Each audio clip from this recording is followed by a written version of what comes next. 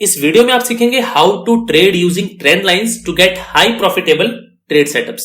तो सबसे पहले आपको समझना होगा कि ट्रेंड लाइंस क्या हैं और इसे आप कैसे ड्रॉ कर सकते हैं। तो एक ट्रेंड लाइन स्ट्रेटजीज में मेनली दो पैटर्न्स होते हैं।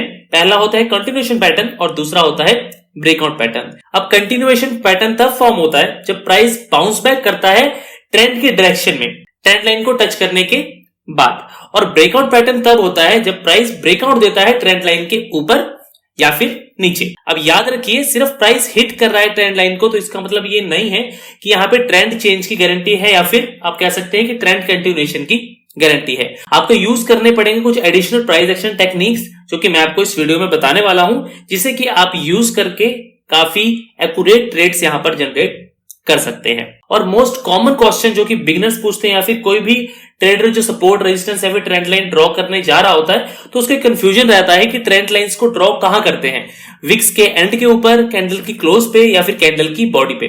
तो इसका बहुत सिंपल सा आंसर है, आपको इसे वहां ड्रॉ करना चाहिए जहां आपको सबसे ज्यादा टच पॉइंट्स मिले। चलिए एग्जांपल देखते हैं। यहां हमने स्पॉट किया कि जो करंट ट्रेंड है वो आपका अप ट्रेंड है, क्योंकि यहाँ पे जो प्राइस है वो आपका हायर हाइज एंड हायर स्लो जो है चार्ट के ऊपर बनाता हुआ दिख रहा है। तो सिंस ये अप ट्रेंड है तो इसका मतलब है कि आपकी जो ट्रेंड लाइन यहाँ पे प्लेस करोगे बिलो द प्राइस करोगे by touching the as many points possible. अब एक दूसरा एग्जांपल देखते हैं। यहाँ पर हमारा चार्ट आपको दिखा रहा है कि ये डाउन ट्रेंड है, क्योंकि यहाँ पर जो आपका प्राइस है वो lower highs and lower lows बनाता हुआ चार्ट पर दिख रहा है। तो सिंस ये डाउन ट्रेंड है तो इसका मतलब कि जो आपकी ट्रेंड लाइन होगी वो प्राइस के ऊपर ड्रॉ होगी। तो ये चीज आपको याद रखना है, जब भी आपका ट्रेंड अप ट्रेंड में है तो आपको जो ट्रेंड लाइन है हमेशा प्राइस के नीचे ड्रॉ करनी है, और जब भी आपका प्राइस डाउन ट्रेंड के अंदर है तो आपको जो ट्रेंड लाइन है वो हमेशा प्राइस के ऊपर ड्रॉ करनी है। अभी ट्रेंड लाइन ड्रॉ करते हुए आपको कई बार ऐसा दिखता होगा कि जो कुछ ट्रेंड लाइंस है वो प्राइस को या तो टच करती नहीं है या तो प्राइस को ओवरलैप कर जाती है। तो उसमें कोई दिक्कत की बात यहां पर नहीं है। देखिए, ट्रेंड लाइन को आपको generally as a area trade करना है। जैसे कि सपोर्ट एंड रेजिस्टेंस के अंदर हम एक लाइन नहीं, हम एक एरिया ड्रॉ करते हैं, तो उसी तरह से ट्रेंड लाइन भी एक सिंपल लाइन नहीं होती है, ये भी एक एरिया होता है। सो अब आपको ट्रेंड लाइंस ड्रॉ करने का पता लग गया कि ट्रेंड लाइंस कहां पे और कैसे ड्रॉ होती है। अब बात करेंगे हम स्ट्रेटजी की by using the trend lines. तो हम यहाँ पे कंटिन्यूअस पैटर्न स्ट्रेटजी यहाँ पे पहले देखते हैं। ये पैटर्न देखिए तब बनता है जब प्राइस आपका बाउंस बैक करता है ट्रेंड के डायरेक्शन में after touching a trend line. अब याद रखिए, यहाँ पे आप इमीडिएटली पोजीशन नहीं ले सकते जैसे ही सिर्फ आपका प्राइस हिट कर रहा हो ट्रेंड लाइन को। आपको यूज करने पड़ेंगे अदर कंफर्मेशन ट्रेड में एंटर करने के लिए। तो मैं आपको यहाँ पर सिखाने वाला हूं दो कंफर्मेशन मेथड, जिसे यूज करके आप परफेक्ट एंट्री एंड एग्जिट या फिर आप कह सकते हैं परफेक्ट ट्रेड सेटअप यहां पर बनाएंगे। तो पहला तरीका है मिनी ट्रेंड लाइन कंफर्मेशन का। अब जैसे ही आपका प्राइस जो है वो पुल बैक के बाद ट्रेंड लाइन को टच करेगा, आपको एक मिनी ट्रेंड लाइन ड्रॉ करनी है इस पुल बैक के ऊपर इस तरह से। अब आपको वेट करना है कि जो प्राइस है वो मिनी ट्रेंड के मतलब कि मिनी ट्रेंड लाइन के ऊपर ब्रेकआउट दे, और इस ब्रेकआउट के ऊपर आपका जो बाय का ट्रेड है वो बनेगा। अब एंट्री तो आपकी यहां पर हो गई, सिंपली समझ में आ गया आपको। अब एंट्री के बाद मेन आता है आपका रिस्क मैनेजमेंट, क्योंकि विदाउट रिस्क मैनेजमेंट आप कोई भी स्ट्रेटजी यूज कर लीजिए, अगर आपका रिस्क मैनेजमेंट अच्छा नहीं है तो वहां पे आपको लॉस ही होने वाला है। तो यहां पे रिस्क मैनेजमेंट आपको किस तरह से करना है। यहां पे आपकी एंट्री हो गई, तो अब एंट्री पॉइंट से जो बड़ी ट्रेंड लाइन का डिस्टेंस है वो आपका स्टॉप लॉस रहेगा, और जितने पॉइंट्स का आपका स्टॉप लॉस रहेगा उसका मल्टीपल ऑफ 3 आपका यहां पर टारगेट रहेगा। मतलब कि 1:3 की स्ट्रेटजी यहां पर आपकी रहेगी। मतलब कि अगर 10 पॉइंट का आपका जो एसएल है तो आपका 30 पॉइंट्स का यहां पर टारगेट रहेगा। वाइस वर्सा मेथड आपको यहां पे डाउन ट्रेंड में यूज करना है। बस डाउन ट्रेंड में आपको क्या करना है, अभी चार्ट देखिए, ये चार्ट आपका डाउन ट्रेंड के अंदर है।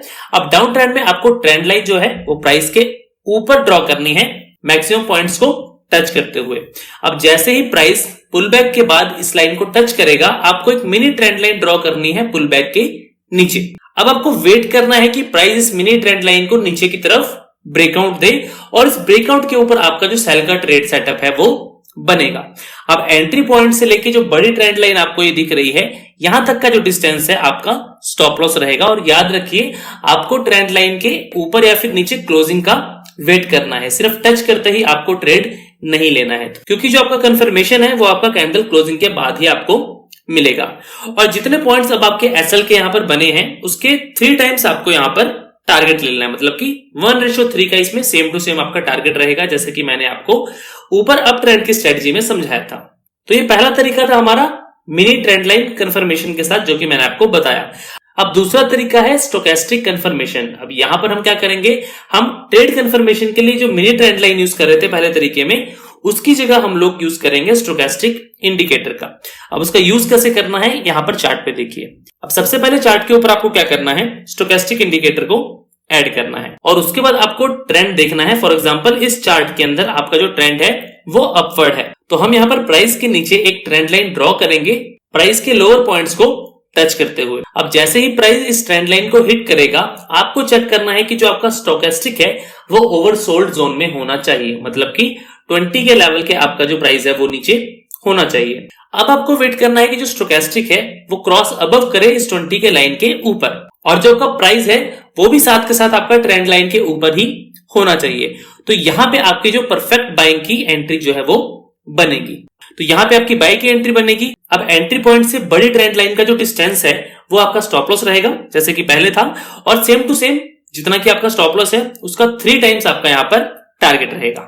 अब इसका वाइस वर्सा आपको डाउन ट्रेंड के लिए करना है, बस स्टोकेस्टिक की सेटिंग में थोड़ा सा चेंज हो जाएगा। मतलब कि यहां पे देखिए डाउन ट्रेंड में आपको एक ट्रेंड लाइन ड्रॉ करनी है जो कि आपके प्राइस के ऊपर रहेगी, और अब जैसे ही प्राइस आपका ट्रेंड लाइन को टच करेगा, आपको चेक करना है कि जो स्टोकेस्टिक इंडिकेटर है आपका वो ओवरबॉट जोन में होना चाहिए, मतलब कि 80 के लेवल के ऊपर होना चाहिए। अब आपको वेट करना है कि स्टोकेस्टिक 80 के लेवल के नीचे आए, मतलब कि 80 के लेवल को वापस से नीचे की तरफ क्रॉस करे, और जो आपका प्राइस है वो भी ट्रेंड लाइन के नीचे होना चाहिए। तो यहां पे आपकी जो परफेक्ट एंट्री है वो बनेगी। अब एंट्री पॉइंट के बाद सेम टू सेम आपका रिस्क रिवॉर्ड रहेगा। तो एंट्री पॉइंट से लेके बड़ी ट्रेंड लाइन का जो डिस्टेंस है वो आपका स्टॉप लॉस रहेगा, और इसका 3 टाइम्स आपका टारगेट रहेगा। आप इसको किसी भी टाइम फ्रेम में यूज कर सकते हैं, मतलब कि आप इसको लेके स्विंग ट्रेडिंग भी कर सकते हैं वनडे के ऊपर, आप इसको लेके पोजीशन ट्रेडिंग भी कर सकते हैं 1 वीक या फिर 1 मंथ के चार्ट के ऊपर, आप इसको लेके इंट्राडे ट्रेडिंग भी कर सकते हैं 15 मिनट या 5 मिनट्स को लेकर, और आप इसको यूज करके स्कैल्पिंग स्ट्रेटजीज भी अपने यूज कर सकते हैं 1 मिनट या फिर 3 मिनट्स के चार्ट के ऊपर। तो अब आती है बात सेकंड पैटर्न की, जिसे हम बोलते हैं ब्रेकआउट पैटर्न। ये पैटर्न फॉर्म होता है जब प्राइस आपके ट्रेंड लाइन को ब्रेक करता है और इंडिकेट करता है कि मार्केट के अंदर डायरेक्शन का चेंज होने वाला है।